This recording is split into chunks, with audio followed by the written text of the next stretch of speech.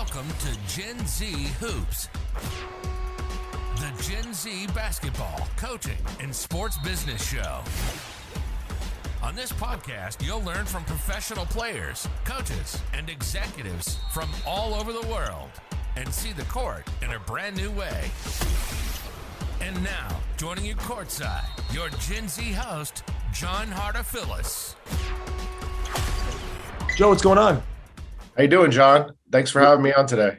Oh, yeah, really excited about this show. It's going to be a lot of fun, and there's so much to talk about with your career and all the stuff you've been doing for the last few years for the Nets and for so many other teams and kind of your path there. So I really can't wait to jump right into it.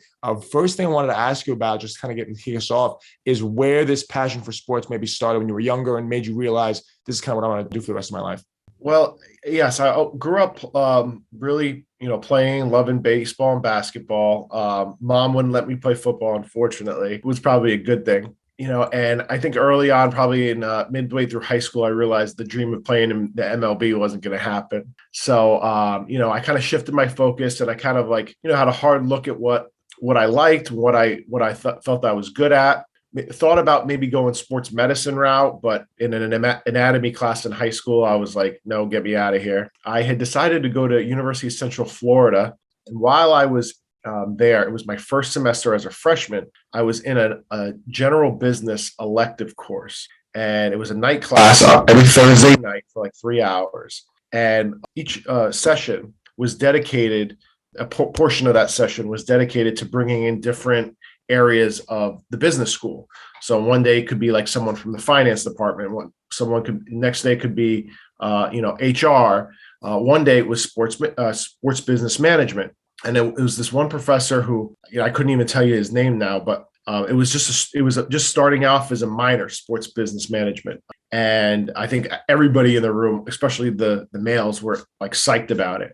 Fast forward to my sophomore year, I had applied for, I think, probably intro to sports business going into my sophomore year. That would be my third semester. And about a week before classes started, I was dropped from the class. And that was mainly because either low interest, which I kind of find that hard to believe. But at the time, there wasn't a lot of interest. I guess when push came to shove, and then also that professor who had come in a year before talking up the program, I think had decided to move on and take another job. So the minor was kind of like in a little bit of a state of flux, that's how I would characterize it. Fast forward now, one year later, it comes back. I apply for, I enroll in the classes. This is now my junior year.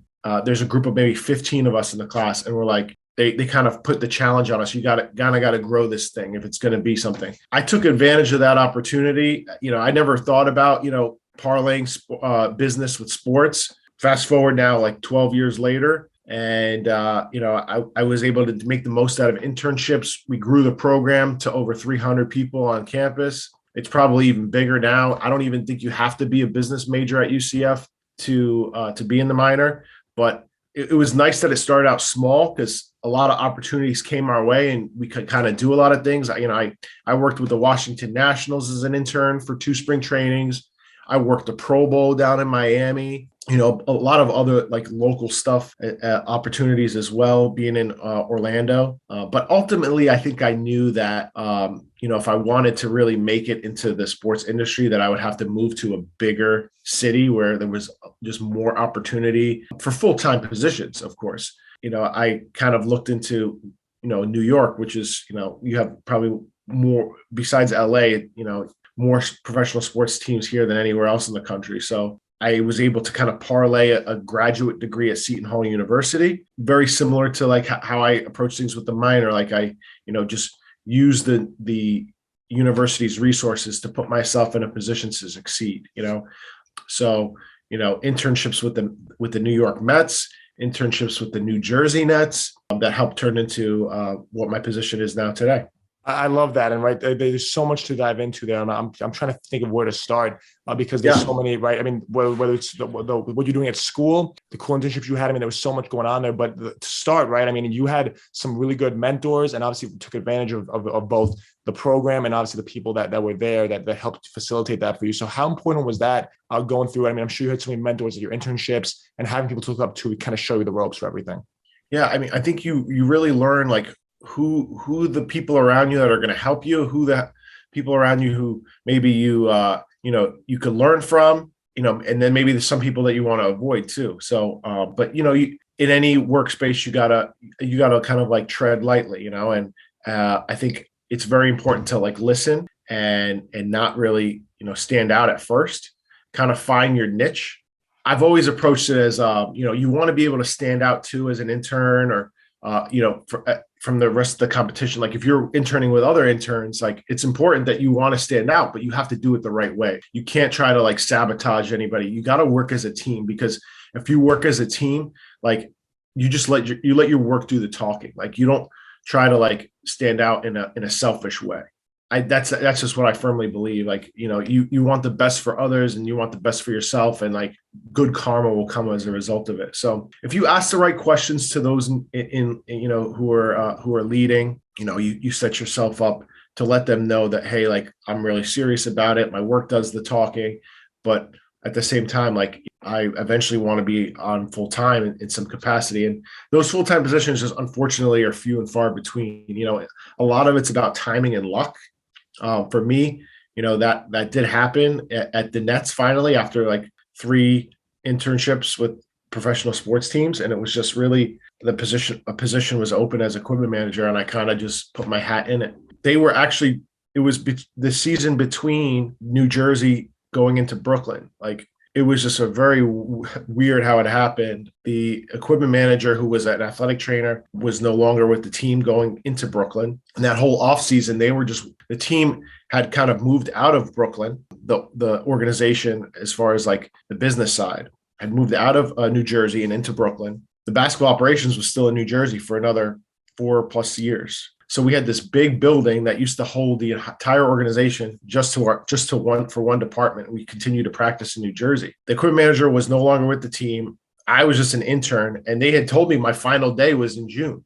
I kind of went up to the assistant GM and I was like, hey, listen, like I'm kind of in a different predicament as the other interns. Like I'm a grad student at this point at Seton Hall. Like I'm sure my program director will just allow me to extend my internship, because you guys need somebody to help transition all of like our gear and like a lot of our equipment from like the blue and red New Jersey Nets to like the black and white Brooklyn, right? And get it and hand it out to everybody in time for summer league, in time for training camp and whatnot. So he loved the idea, just getting my program director to extend my internship. I think it was an email that I wrote that she just signed off on. And so, I mean, that's kind of like making the most of your opportunity, right? Like I could have just been like, oh crap, my internship's over. He invited like myself and the other 2 interns to apply for the position, right? That was going to be available months later. But who knew if that was going to actually, like, out of sight, out of mind is the way I looked at it. It was just like, if I'm not around, like they're not going to think of me. They may find somebody else in the meantime. So I'm just like, I got to stick around. I got to do my thing. I got to grind it out for these guys, and maybe they'll recognize it. And fortunately, they did. Mid to late August, they hired me on to be the equipment manager. That was back in 2012. So that was going into the first inaugural season in Brooklyn. That whole storyline, or and those few months were so key for you, and the actions you took in those were so important. But I would say everything before that was probably more important, of you like proving yourself right through the internship or building all these skill sets. And I thought it was interesting, right? It's not like you've been an equipment manager strictly your whole life. You did some other stuff in those internships, like media relations, like some box office stuff with the Washington Nationals. So why was it so important to build all those other skill sets, or to see all those other departments at work before taking your full-time job? First and foremost, I didn't really realize what I wanted to do. Like I knew I wanted to work in sports, but like I always thought that, especially based on the curriculum that I was studying at UCF, that it was going to be something on the business side of sports and not the operations side. Like I think everybody wants to be a GM or wants to be on the ops side, right? It's just the cool part of being in sports, but it's not realistic. And I think I learned that pretty early on at UCF. So I thought I was going to go the business route. So I really just wanted in the internship phases with the Nationals and the Mets, I kind of just wanted to expose myself to a lot of different areas and just kind of learn how organizations operate, the different departments, how they interrelate, and then kind of go from there. And then by being exposed to a lot of different stuff, I thought maybe, I could get an entry-level position in any department. If you make the right relationships. That's the second part, is making the relationships and contacts you make the right impression on somebody, and maybe there's a potential for a job there. That was really what it was about the internship. It was just like, I wasn't trying to pigeonhole myself into one thing. I'm going to do this. I'm going to do that. It was really just like cast a wide net and kind of see what I catch, but they were two completely different types of internships. With the Nationals, it was very general baseball operations, but it did involve into box office my second season. So it became a little more specialized. But the first thing you're going to laugh at this. A lot of people do laugh at this. The first thing I had to do at the Washington Nationals, we had a raccoon infestation at the stadium down in Melbourne, Florida. And the first thing I would do, and we would do it every morning, is we would walk the bowl, myself and the other interns, we'd walk the bowl in the morning, and we would with a shovel and a pail, and we would clean up after the raccoons. So just so that way the fans didn't have to experience that, right? So that's talk about humble beginnings, right? But it was a great internship. Like I loved it because like you got exposed to so many different things, stadium ops, of course. But we got to like work with the players to a certain degree. We were like the gophers. We would pick up their lunches. We'd pick them up from the airport. We got to do some administrative stuff in terms of like acquiring them, and the ticket operations was pretty fulfilling as well, because I kind of got to run a department and kind of got to work with some of the big league side staff, people I'm friends with to this day. Rob McDonald with the Washington Nationals has been a mentor of mine, and we kind of do the similar positions now. We shared an office during that the season where I was the box office manager. We shared a space where his office was right next to mine, and now we talk like on a regular basis because we do the same thing. So that was a relationship that you never know that you're going to end up doing the same thing that the person next to you is doing with another team. But it's good to have those relationships, because you could always like go back to them and ask them how do you do this, or how do you handle a situation when a player does this, So it was the Nationals was a very rewarding experience, but after 2 seasons it was time to kind of try something else. I did work a little bit in the minor league operations once spring training ended, which was also a very, very interesting. I would go to the Social Security office with the Hispanic players. I was like one of the first people they would see when they got off the plane from like Venezuela, Colombia, Puerto Rico. So I was picking them up from the airport, Dominican Republic as well. That was a big one. I would pick them up from the airport and I take them back to their hotel, and then I take them to apply for Social Security. So that was always fun, because like I knew Spanish, but I wasn't fluent in it. But it really kind of got to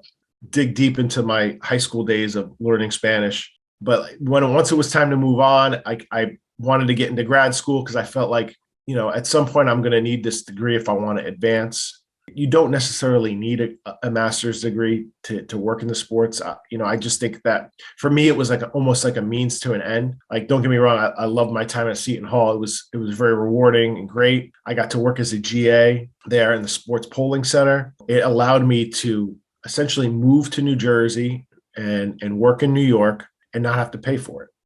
So you're talking about a school where it's like $1,000 a credit. They've got great relationships with major sports teams, major companies that within the sports world.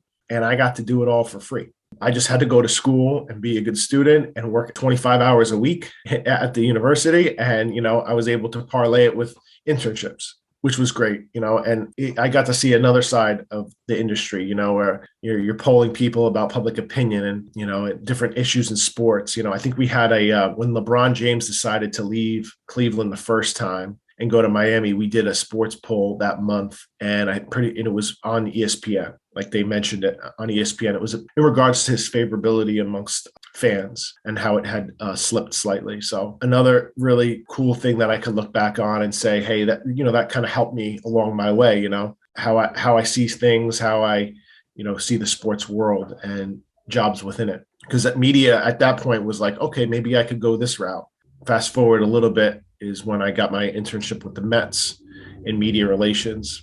Pretty much like a 9 to 5, more traditional 9 to 5. And except when it was home games, we would work the home games, and you don't know what time you're going home, but if the team was on the road, it was just like more of like a 9 to 5, very corporate job, shirt and tie every day, no matter if it was like 90 degrees outside or it was 20 degrees outside. You're wearing shirt and tie every day. Pick up the newspaper every morning, the different newspapers every morning, and do the clips, send it out to everybody in the organization, compile it in a Word document. So yeah, it was another like humble beginnings as far as like the grind of working in sports. But working with the media and I would say to some degree, like the sports polling, it was kind of like I saw another side of sports that, hey, maybe I could pursue this. While it was more like a more of a specific role within sports versus what I did with Washington, I thought, okay, maybe media is a possibility, like, and PR, so I did enjoy it, but I think ultimately I'm glad the route that I was able to take. I definitely enjoyed now more of what I do now. It's in terms of logistics, equipment, and travel than the PR side of sports. The PR side of sports could be brutal because you never know what people are saying is true, or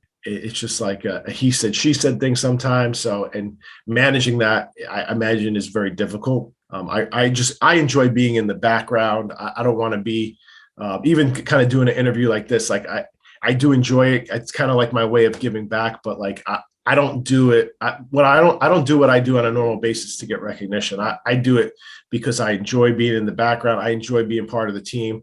I'm very motivated by achievement. So like when we win, like I thrive off that, when the team is doing well, even when like I look back on times like in my career when we had big historic wins, like that's the stuff that motivates me and like to be better and for the team to do better. So yeah. So getting back to, I guess, I transitioned from the Mets to the Nets. I had worked in PR for a year. The internship had turned into a part-time job, and I was making, I think, like $8.50 an hour, minimum wage, whatever it was at the time in New York. Bernie Madoff stuff was going down, and the team was settling with the government on what the damages would be. And I think they just started restructuring the organization, and people were kind of getting laid off. They were getting moved around. I don't think my job was in jeopardy making $8.50 an hour, but I came to another crossroads where I was like, I think that the growth here may be, it may be in jeopardy because of everything that's going on. So like, I think it may be time to look for something. And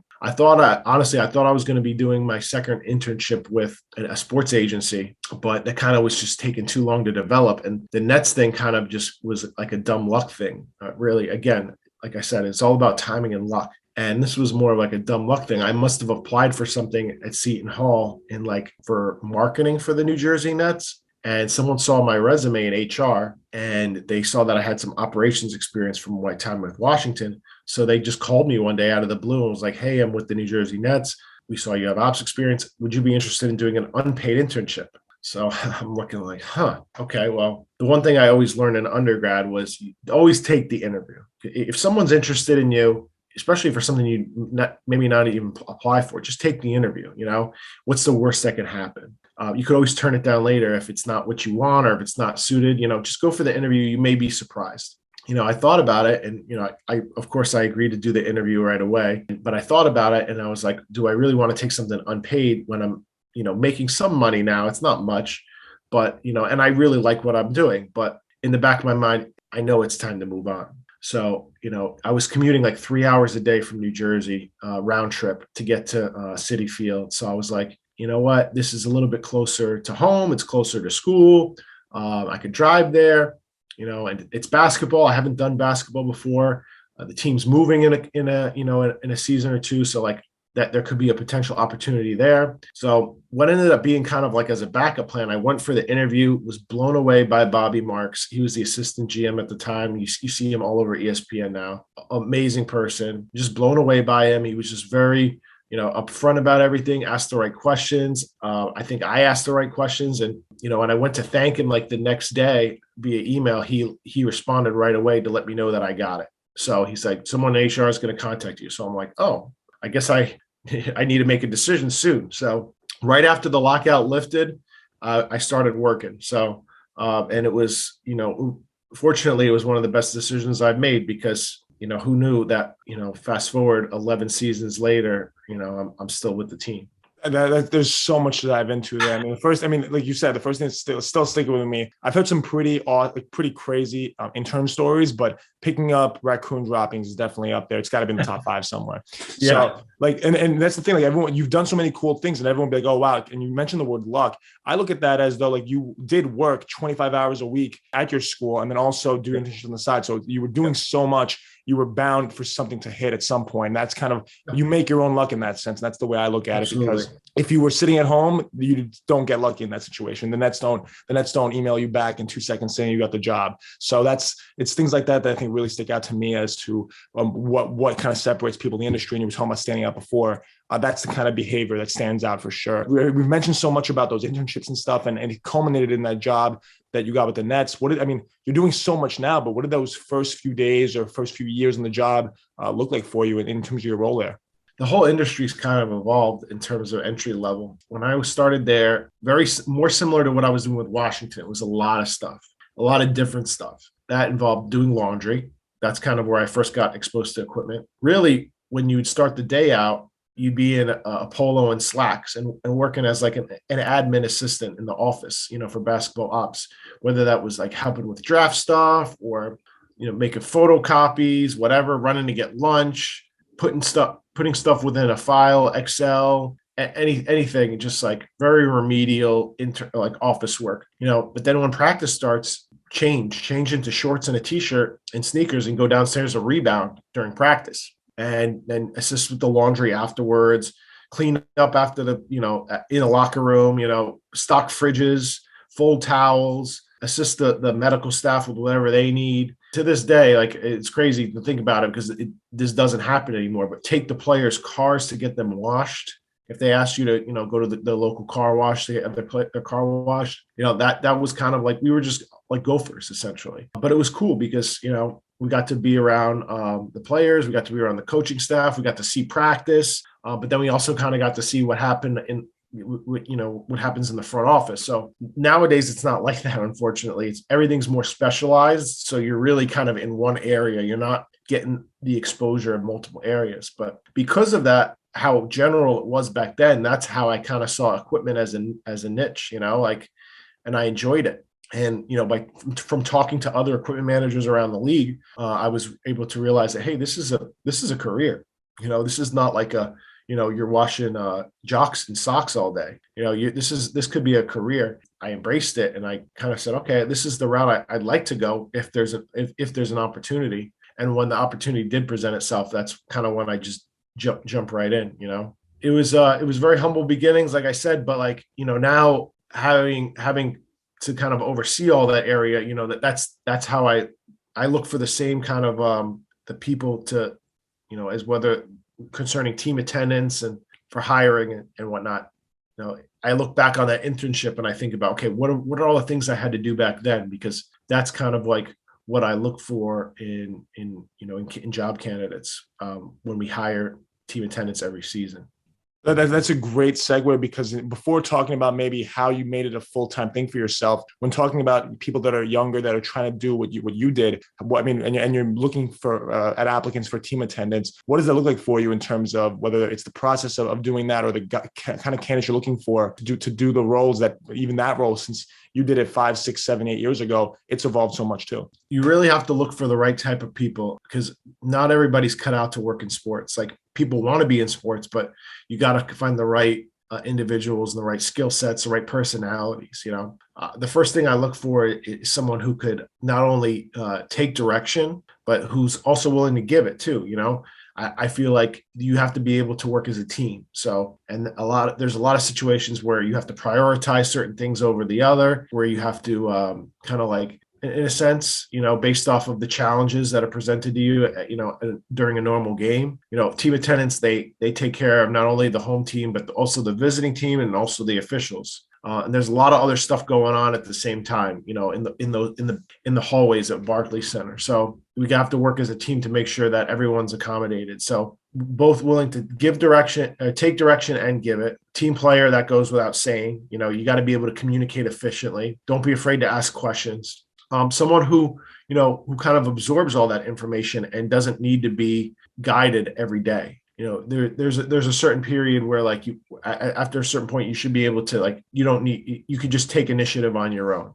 You could be able to recognize those problems as they present itself, and you could just do it without having to ask. That's one question. What do you need me to do now? What do you need me to do now? There's always something to do. It's your job to find it and to execute it. I think that, at first it's a little bit hard. You want to get your feet wet and you want to understand like the role, but at a certain point you got to hit the ground running and just go with it. I don't like it when people are sitting down. Like, you always have to be, you can sit down when you're on break, but just get ready to run and be on the court, be in the back of the house, help out in the locker room when needed. Nowadays, you got to kind of maintain a respective distance, but just be available, be seen, be available if anyone needs anything, but you don't want to be seen or heard in a sense, but you just want to be available. And someone who's not going to go step out of their bounds and try to like network all the time. Like, I always say networking is individuals, like, they want to be team attendants because they want to work in sports, but it's really just a stepping stone for like the next job, whether that's inside of sports or outside of sports. For a lot of people, it's a networking opportunity because, it's not a sustainable position as a full-time thing. Like, a lot of people do it on the side as a side hustle with a regular job because they enjoy it. But I think most people want to do it because they want to get a full-time job in sports. Very similar to my story as an intern. It's a networking opportunity, and when you network, it's like walking a tightrope. You don't want to sway one way or another, right? Because you'll lose your balance and you'll fail. You kind of want to be able to network when appropriate, be professional, and not kind of go out of your way to network. You find the right opportunities, you put yourself in the right opportunities to network with the right people, but you're not going to go out of your way and force it. Is what I'm saying. So I've seen a lot of people shoot themselves in the foot by just trying to go out of their way to network and just be like a chatty Cathy, and it makes a bad impression on it. For me, maybe I was probably more so the other way when I was kind of in. I was probably more of a listener, and I didn't do enough networking. Maybe that's why it took me so long after 3 internships to get something. But looking back, I was very fortunate after 3, because a lot of people don't get that opportunity after 3. It is very much like a tightrope, and that's the way I like to describe it. It's just, you got to tread lightly, and you just got to make the most of your opportunities, but also stay balanced. Definitely that type of staying balanced is super key. But the biggest thing I took from that is always being ready. That's maybe the biggest thing, and always being available. That's the best ability, right? Is availability, and always being ready for that opportunity whenever it comes for you. And when yours finally did, you got the promotion to director of equipment and travel. How did that change? I mean, that must have changed your responsibilities up so much, because now you were in a decision making position where you were making a lot of those big moves for travel stuff, especially on top of the equipment stuff you were already doing. Well, I think it helps that, when you have people around the league that you could, kind of bounce off of. Like, the thing about being an equipment manager in the NBA is they're, especially starting out very young, as like 26. When I first got the job with the Brooklyn Nets as the equipment manager, the people around the league, there had been equipment managers that had the job longer than I'd been alive. You've developed like a relationship with these people, and they help you learn along the way, the right way to do things, the wrong way to do things. And really, a job like equipment manager, really enjoy it. You're good at it.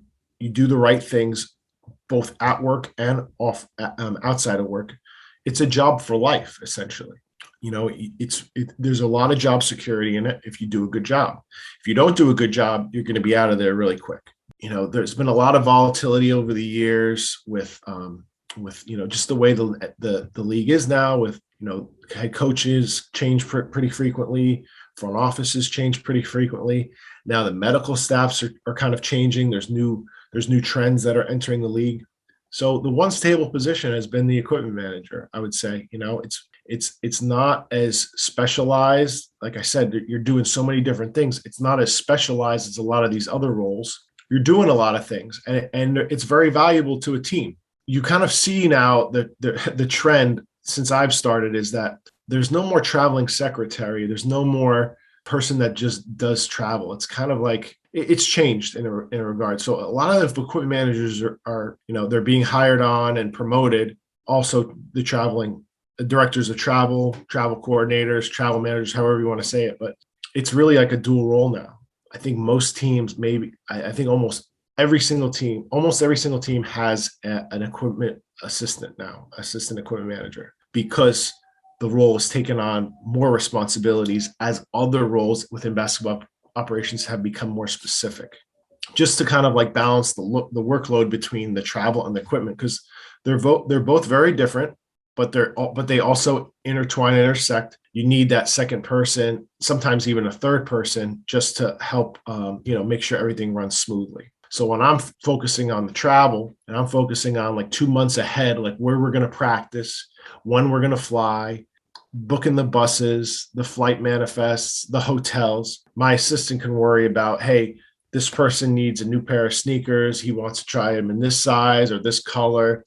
He's taking care of the laundry. He's helping pack for the road trip. So we kind of feed off each other and help each other out in terms of just being able to balance those different responsibilities, because they're very different, like I said. But then when it comes down to the nitty gritty, they really intersect, because one needs to flow well for the other to flow well. That whole team dynamic is something you've been mentioning this entire show, and kind of bringing it all full circle, right? We spoke so much at the beginning about how you were kind of being mentored by those that had kind of done the position before you in all your internships. And now you're doing that same thing, but you're kind of paying it forward, doing the same thing for others. Like Ethan Gold, we mentioned before the show, someone I met at Summer League who said some great things about you and your leadership style. So, I mean, how does that work with kind of communicating with all the other departments with the Nets, but also, right, helping other people, right, in the industry, or kind of in the league at large, right? You having once been the president of the Equipment Managers Association, kind of being such an integral part in helping so many younger people that were once like yourself, kind of doing what you're doing. Well, I think that it helps to expand your brand. Like when you're helping others and they're succeeding, like you see your tree grow, right? Everyone around the league, they joke about the Spurs tree, right? It's so big. It's very hard for you to go to like find one team that hasn't been touched in some way by the San Antonio Spurs tree, right? When you help other people, I think it's a good reflection. Not only do you get like a fulfillment out of seeing other people succeed and grow, but you also kind of like, I think you're also proud that you see that it's kind of like it verifies what you're doing as a manager, what you're doing as a person in helping, because you see other people. It verifies what you're doing. You see your network, essentially expand. It's a good thing. It's fulfilling, and I said earlier, I'm someone who's very much motivated by achievement. So whether that's my achievement or the person that's next to me's achievement, like we're all working as a team. And when you're working as a team, that's when you're going to be successful. Like that's ultimately what's, if we win a championship at some point, that's gonna be a big testament to it, that all these different departments are able to work together and communicate efficiently and really kind of serve what's going on the court as well as off the court in order to be a successful team. I love that, right? And talking about different trees all around the league. And I'm happy to be a member of the Joe Cuomo tree in a way. And you also being part of the Gen Z Hoops tree, which is, with all these different teams and people that are also I'm incredibly grateful for. But I want to thank you so much for Joe for coming on the show and taking the time to speak so much about all this stuff. I mean, you really gave a real blueprint as to how you got to where you are. And I'm sure so many other young people can follow that same thing and find success in their career. So thank you so much. Thanks for listening to Gen Z Hoops. Make sure to follow, like, and subscribe on Instagram, LinkedIn, and all major social media platforms at Gen Z Hoops. You can tune in and subscribe on Apple Podcasts, Spotify, YouTube, and every other podcast platform on the planet. Get ready for the next episode.